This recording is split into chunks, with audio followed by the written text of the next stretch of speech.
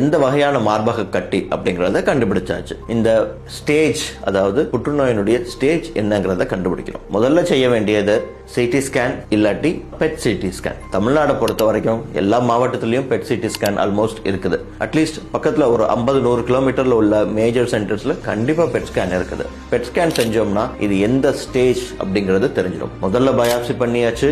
IHC test மூலமா எந்த வகை, அதாவது எந்த சப்டைப் ஆஃப் கேன்சர் அப்படிங்கறத கண்டுபிடிச்சாச்சு. ரெண்டாவது பெட் சிடி ஸ்கேன் அல்லது சிடி ஸ்கேன், ஹோல் பாடி சிடி ஸ்கேன் ஆர் ஹோல் பாடி பெட் சிடி ஸ்கேன். இது பண்ணும்போது இந்த கேன்சர் கட்டி மார்பகத்திலிருந்து நெறிக்கட்டிகளுக்கு பரவி இருக்கா, நெறிக்கட்டிகள்லயும் எந்தெந்த நெறிக்கட்டிக்கு பரவி இருக்குது, எத்தனை நெறிக்கட்டிகள் லெவல்ல இருக்குது, மார்பகத்திலிருந்து ரத்தம் மூலமா மத்த உறுப்புக்கு போயிருக்கா அப்படிங்கறதையும் கண்டுபிடிச்சிட முடியும். அதன் மூலமா ஸ்டேஜ் 1 2 3 ஆர் ஸ்டேஜ் 4 அப்படிங்கறத நிர்ணயம் பண்ணலாம். எந்த சப்டைப்ன்றத தெரிஞ்சுக்கிறோம், எந்த ஸ்டேஜ்ங்கிறத தெரிஞ்சுக்கிறோம், அதை பேஸ் பண்ணி மேற்கொண்டு என்ன வைத்தியம்ன்றத முடிவு பண்ண முடியும்.